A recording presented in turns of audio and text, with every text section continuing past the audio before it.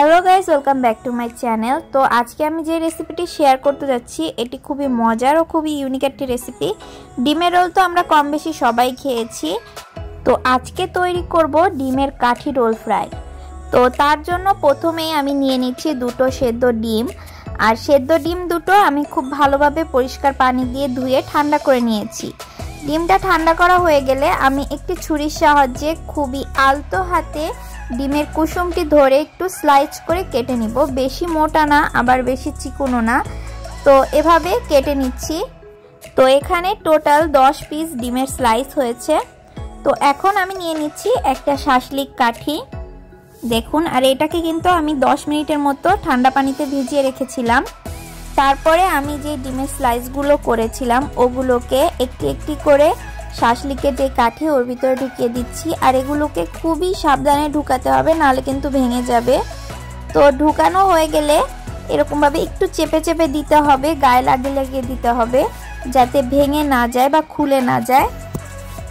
তো এভাবে সবগুলোকে একটা কাঠির ভিতরে আমি ঢুকিয়ে নিলাম।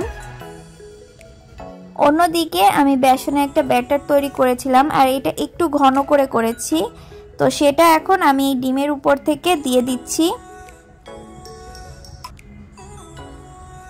তো এক সাইড দেওয়া হয়ে গেলে এটাকে একটু পাল্টে নিতে হবে।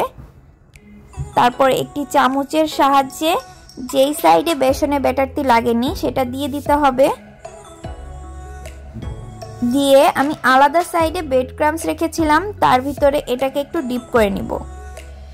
তো সব জায়গা ভালোভাবে এই ব্রেড ক্রাম্বসটা লাগানো হয়ে গেলে আমরা এখন এটাকে ভাজতে নিয়ে যাব। তো অন্যদিকে আমি তেল গরম দিয়েছিলাম, সেটার ভিতরে আমি এটাকে দিয়ে দিচ্ছি। তো এটাকে একটু হালকা তাপে দিয়ে সময় নিয়ে ভেজে নিতে হবে।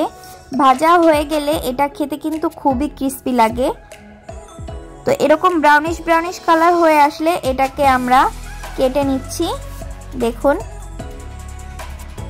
আর এটা খেতে কিন্তু খুবই মজা হয়েছে। আপনারা অবশ্যই এভাবে বাসায় একবার ট্রাই করবেন। আশা করি আজকের ভিডিওটি আপনাদের কাছে ভালো লেগেছে। আজকের মতো এখানে বিদায় নিচ্ছি। আল্লাহ হাফেজ।